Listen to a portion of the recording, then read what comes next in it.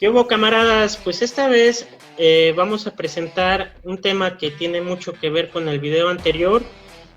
Para este video vamos a tocar tres puntos fundamentales, que es la cultura de la cancelación, ahorita con esta cuestión de Pepe Le Pew y cómo lo quieren censurar. Otro punto importante es la agenda que tienen las grandes plataformas digitales, también las casas productoras, como la del Ratón y otras, y eso va ligado también a esta cuestión de la apropiación y la mercantilización de la cultura, y hay también una deformación muy fuerte del contexto histórico en algunas series y en algunas películas.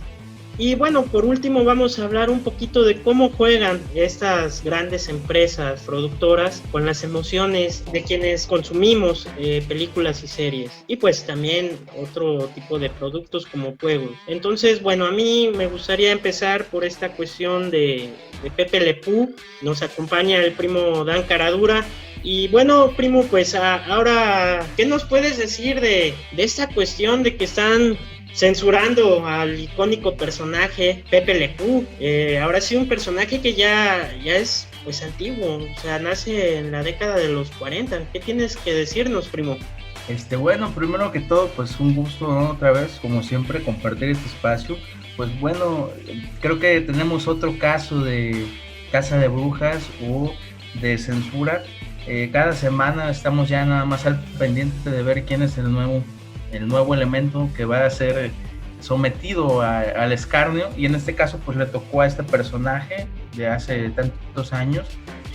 Yo sinceramente, bueno, lo que podemos ver aquí es otro ejemplo de cómo ciertos grupos sociales ejercen una presión y cómo las compañías utilizan esto como una estrategia de mercadotecnia para validar pues la imagen de sus empresas.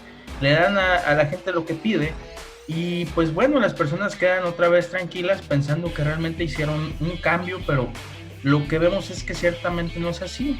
El trasfondo que tiene la caricatura, así como otros ejemplos, como Johnny Bravo, también, o sea, en el caso de caricaturas, también tenemos, en el caso del acoso, ¿no? Si nos fuéramos a esas, tenemos a Pucca como un ejemplo de acoso hacia el hombre. Entonces, pues realmente se me hace algo a mí como intentar negar una realidad, intentar negar una obra histórica con un contexto muy específico, y eso invisibiliza ciertas causas que se dicen proteger. Entonces es una espada de doble filo y pues creo que eso es lo que puedo decir a grandes rasgos. Sí, claro, primo. Ahora sí que Pepe Le Pew pues es ahorita atacado por esta cuestión del acoso. Sin embargo, cuando se creó, yo pienso que se creó con otra intención, que es casualmente exhibir a los acosadores. Porque a Pepe Le Pew pues se le ve como alguien desagradable, incluso apestoso, ¿no? O sea, le dibujan ahí la nube del mal olor. Y bueno, Pepe Le Pew, pues yo creo que es una crítica hacia el acoso sexual. También se da por parte de la gatita. En diferentes capítulos, pues la gatita también lo acosa a Pepe Le Pew. Entonces, yo creo que aquí, pues estas personas que están en contra de este personaje, pues no están comprendiendo el contexto, porque Pepe Le Pew pues nace en la década de los 40 y hay que recordar que en ese tiempo pues ahora sí, los estadounidenses, la mayoría pues eran conservadores, incluso se espantaban de ver a una persona, una mujer con minifalda. Entonces aquí es esta cuestión, yo creo que Pepe Le Pew es una crítica hacia el acoso. Y bueno, no se puede estigmatizar también a un producto histórico, porque se está estigmatizando un imaginario que, bueno, tiene décadas que ya fue. Estamos hablando de 1940, 50, todavía 60. Entonces aquí sí se está estigmatizando un producto histórico y eso puede ser peligroso, porque ya se ha dado en la historia que se ha invisibilizado ciertas cuestiones y que estas en algún momento pues sí son retomadas, pues ahora sí por personas que pueden llegar a utilizarlas de manera irresponsable. Podemos poner el caso de la Segunda Guerra Mundial por las causas por las que se dio, y es casualmente esta disociación en el imaginario, es decir, que se está invisibilizando la realidad. Entonces no va por ahí, o sea, no se vale cancelar personajes por cancelarlos, como bien lo dijo el primo Caradura, pues hay otras series que también tienen este mismo de contenido, como Pucca, Johnny Bravo, e incluso Ranma y medio, ¿no? Con Japosai. Entonces, yo creo que aquí se está estigmatizando a un personaje que sirve, digamos, como mensaje en contra del acoso. Y aquí no se hace distinción de género o de sexo. O sea, Pepe Le Pew también es acosado y, bueno, también acosa a la gatita. Incluso a Pepe Le Pew se le ve como un chantajista emocional, así lo retratan. Y yo creo que aquí el mensaje es, cuidado, porque un acosador puede llegar a ser un chantajista emocional y te va a afectar. Mejor huye, ¿no? Entonces, en esta cuestión yo creo que esto de la cultura de la cancelación, en lugar de hacer un bien, hace un mal. Pues sí, claro, como tú mencionas, precisamente es peligroso esta cuestión de alguna forma la disociación, una distorsión pues de la realidad, que intentan este tipo de agendas que podemos ver pues en grandes empresas, ¿no? Porque quienes comienzan este tipo de campañas en redes de linchamiento mediático, pues son precisamente estas transnacionales de entretenimiento, pues ya sabes, ¿no? La dueña de casi todo, ¿no? Hasta ya nada más falta de nosotros, la del ratón, entre otras, que tienen esta... ¿Por qué hacen esto, no? Porque es una técnica de ventas, de mercadotecnia. Si a ti te venden una ideología, es más fácil que tú te identifiques con su marca o con su producto, porque ya no te están necesariamente trabajando mediante bombardeos mediáticos, sino que son parte de tu vida. O sea, más o menos como lo que sucedió con pues las refresqueras, pues la más famosa de todas, ¿no? No vamos a decir nombres, pero pues aquí tenemos un ejemplo. ¿Qué pasa? Que forma parte ya de esos recuerdos de la población, forma parte de su forma de percibir la realidad. Entonces ya no necesitan gastar en publicidad, y es más o menos lo que tienen estas grandes empresas. Cada semana vemos que hay alguien que es acusado, que es sometido por este tipo de linchamiento, y lo cierto es que hay un mal manejo de esta información, hay una distorsión de esa realidad, como bien dijiste. Y pues bueno, ¿qué podemos esperar de todo esto, no? Que tarde o temprano la población, aparte de esta hipersensibilidad y la falta de capacidad de poder afrontar cosas que le resulten negativas, pues no solamente eso, sino la incongruencia de decir que se defiende la libertad de expresión, pero callar todo aquello que no te gusta. Es como, pues no, eres libre de hablar siempre y cuando me agrade lo que digas. Y además tomar en cuenta eso que tú mencionaste, muy importante, que esto es una obra histórica que representa hechos que no necesariamente están de acuerdo con la moral actual. Entonces, pues, es interesante.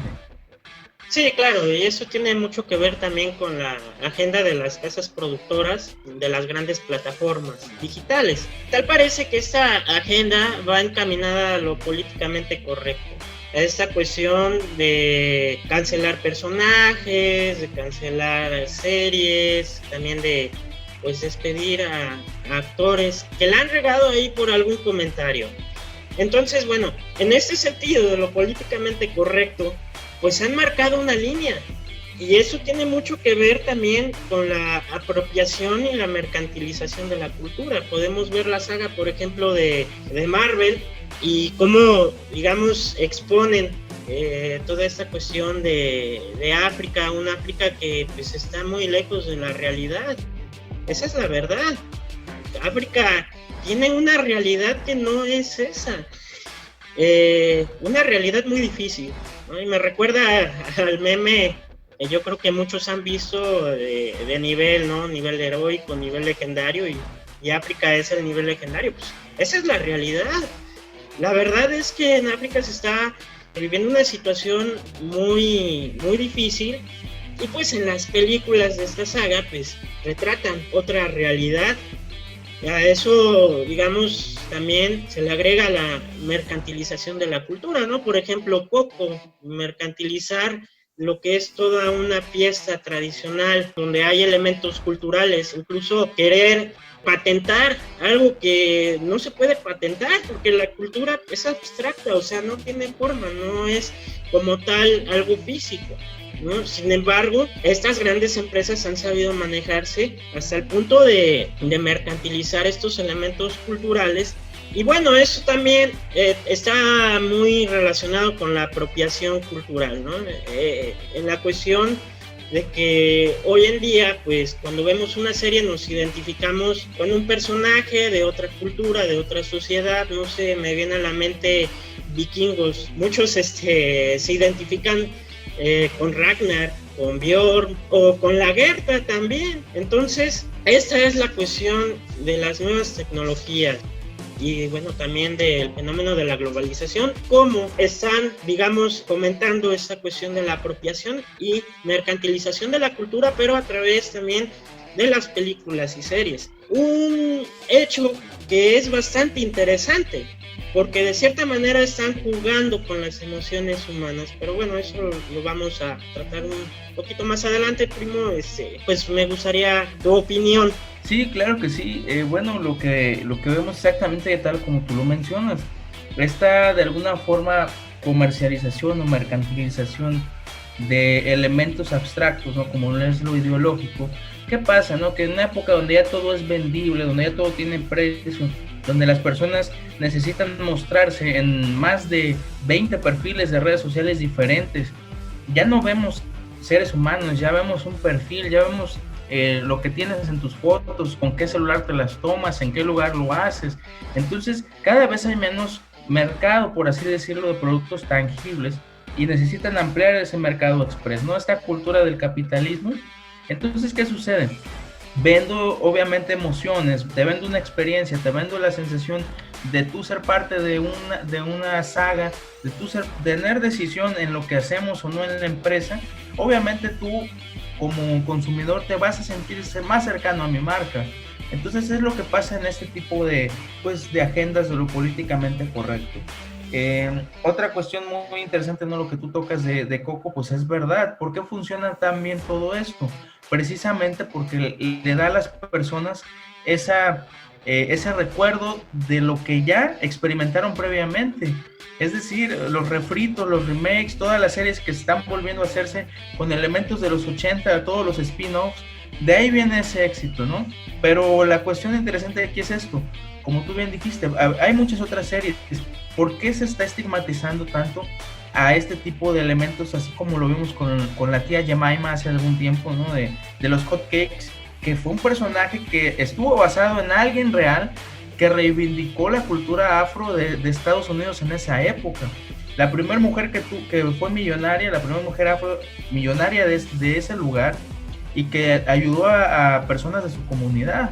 Y sin embargo piensan que por el simple hecho de quitarla del entretenimiento, están haciendo un cambio en la sociedad. ¿Por qué? Porque es muy fácil, ¿no? Cerrar los ojos a lo que no se quiere ver y percibir. Sí, claro, primo. Y bueno, viene otro punto muy importante, que es la cuestión de la deformación histórica en películas y series. Y también otro ejemplo es esta cuestión en la saga de Marvel, en la mitología nórdica. Cómo pintan algunos personajes que, bueno, es bien sabido que en la mitología nórdica, pues la mayoría de los dioses pues son caucásicos, es decir, blancos. Pero por esta cuestión de lo políticamente correcto, pues le dan pie a la inclusión. Incluso también en cuestiones históricas hay una deformación de los hechos históricos que sí pasaron. Me ha tocado verlo en varias series y en varias películas, lo cual es un peligro, porque esto puede cambiar la manera de ver la historia en las personas, de formar hechos históricos, ¿no? De decir, no, pues es que a mí en la película me lo presentaron de tal modo, ¿cómo va a ser posible? ¿Quién está equivocado? ¿Los libros o la película? Pues obviamente los libros no van a estar equivocados. Ahí es cuestión de que están deformando la historia y la mitología de algunas sociedades, por ejemplo en este caso la nórdica. Y también, bueno, el rumor de la continuación de la serie de vikingos, que van a retomar a un rey, y corre el rumor que en lugar de ser rey va a ser reina, pero va a ser afro. Bueno, recordando a los reyes vikingos, pues la mayoría pues eran caucásicos. Entonces, ese es un problema muy fuerte que gracias ahora sí a la transformación del cine, de las series, de las casas productoras, no se está tomando en cuenta. La mayoría de las películas y series pues se van más por el lado de deformar la historia, acoplarla al guión, como dijeran. Y tocaste un punto muy importante, que es la nostalgia. Creo que las casas productoras pues han sabido manejar esto, pero hay que tomar en cuenta que esto tiene una maquinaria detrás. Hay antropólogos, hay sociólogos y hay psicólogos haciendo todo un estudio de mercadeo, y también, claro, especialistas en el marketing para ver cuáles son los gustos, cuáles son los productos más consumidos, y supieron pegarle, ¿no? Digo, por ejemplo, a mí me enganchó mucho Stranger Things, porque yo soy de la década de los 80. Entonces a mí todo lo que evoca la década de los 80 pues me va a mover, ¿no? Me va a traer nostalgia, me va a traer recuerdos, y eso le pasa a muchos. Por eso Stranger Things y otras series que tienen que ver con este tipo de línea han pegado mucho, han tenido bastante éxito. Y me viene a la mente pues esta cuestión de las redes sociales, que estamos encasillados en 5 o 6 emociones, pero no es así. O sea, emociones hay muchísimas. Entonces vivimos encasillados, y de cierta manera pues sí han sabido jugar una buena estrategia las casas productoras y las plataformas digitales al jugar con estos elementos para atraer un público. De cierta manera sí hay ahí como algo truculento, como una especie de manipulación, si se podría decir. Entonces, bueno, primo, pues ya para concluir, ¿qué nos tienes ahora sí para cerrar? Claro que sí, pues bueno, ya todo lo que mencionas realmente pues muy interesante, y coincido. Detrás de todo esto precisamente pues hay estrategias, tanto políticas como de, ahora sí, de mercadeo. Y bueno, yo lo que puedo decir es, ¿qué tanto merecen estas obras, estos elementos históricos de entretenimiento que representan situaciones desagradables, el escarnio público? ¿Qué tanto merecen ser enterradas, olvidadas, desterradas de la historia del entretenimiento, simplemente porque no coinciden con la visión moral de cierto grupo de personas que no toman en cuenta ese contexto histórico? Yo personalmente considero que son fieles representaciones de situaciones que sí suceden, que no se viven solamente de hombres hacia mujeres, sino que también, como ya bien mencionaste, se viven también viceversa. Y lo hemos visto en series como Pucca. ¿Por qué no se está cancelando Pucca? ¿Por qué no se cancela Elvira de los Animaniacs? Elvira era la que andaba acosando a los animales, ¿no? Entonces yo creo que no hay que politizar ciertas causas, y que hay que tener presente que cada elemento debe ser juzgado desde la óptica, desde la época en la que se creó, porque si no se pierde la apreciación de esas obras, y pues vivimos en un mundo disociado, ¿no? Un mundo que no conoce el contexto histórico y que vive como las avestruces enterrando la cabeza porque la realidad que ve no le gusta. Y otra pregunta más para reflexión para todos los que nos escuchan: ¿qué tan grande o qué tan efectivo sería el cambio si simplemente negamos todo aquello que nos molesta en vez de afrontarlo? Entonces yo los dejo con eso, y pues a ver si me despido. Dan Caradura. Se despide John Caradura, y bueno, para el próximo video pues vamos a tener temas también muy interesantes sobre esta línea, porque creo que es un tema bastante amplio que no se puede tocar en un solo video. Y bueno, pues nos estamos viendo para la otra, camaradas, y ya saben, si les gustó denle un like.